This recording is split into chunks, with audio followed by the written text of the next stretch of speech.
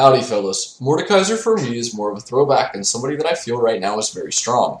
He netted me my first pentakill, and every Morde main that's ever given me tips has also taught me a colorful vocabulary of Spanish insults. What Mordekaiser lacks in CC he makes up for with innate tankiness and AoE damage. Speaking of that innate tankiness, let's show you his skills and how he gets there. His passive, Iron Man, gives him a shield for 25% of all damage dealt by his abilities. Now it's half diverse minions, but it caps at 25% of his maximum health. Use this to soak harass from your enemy and win out trades. Once you get Gunblade, it's just another health bar that they have to continuously break down. His Q, Mace of Spades, is an auto-attack modifier for his next 3 basics, with the final strike doing twice the bonus damage of the first 2. Use this in lane to harass melee opponents, taking advantage of Grasp of the Undying in your passive to win the trade even farther. Proc the first 2 hits on minions, and then smack your opponent for the final hit for a massive amount of damage at level 1 or 2. His W, Harvester of Sorrow, is an AoE ability that he can target himself or ally minion or champion with that does damage over time. The effect lasts for 4 seconds until you proc it again, which then does another chunk of damage and heals Mordekaiser and his target depending on the amount of damage the proc resulted in.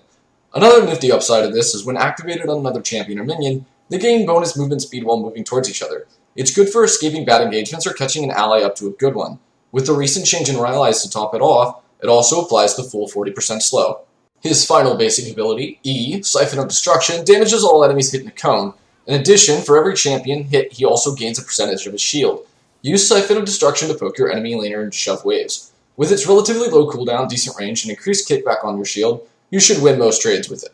And finally, his identity, his ultimate, Children of the Grave. Targeting an enemy champion will curse them, dealing magic damage while Morde heals for 100% of the damage dealt. If Morde or his teammate takes down the cursed target, he gains control of ghost image of that champion, able to move them with Alt, Click, or R.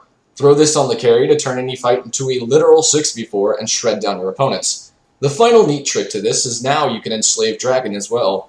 Using Dragon to shove out lanes or for ganks is devastatingly strong. Your goal in most teamfights is just to ult the carry, blow him up, and use the ghost to shred the team. Laying down AoE with Harvester of Sorrow, poking and slowing with Siphon of Destruction, tanking with your passive, and finishing off enemies with Mace of Spades.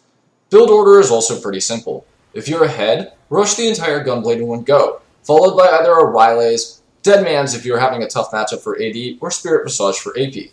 Build the one that you didn't afterwards, follow it with Boots and Asterix Gage. If you're losing, however, just go for the Hextech Revolver and then follow it by the defensive items. You can finish the Gunblade later. Final build should look something along the lines of Boots, Gunblade, Rylais, Deadman, Asterix Gage, and Spirit Visage. As always, climb the ladder, enslave your enemies, and I'll see y'all on the Rift Summoners.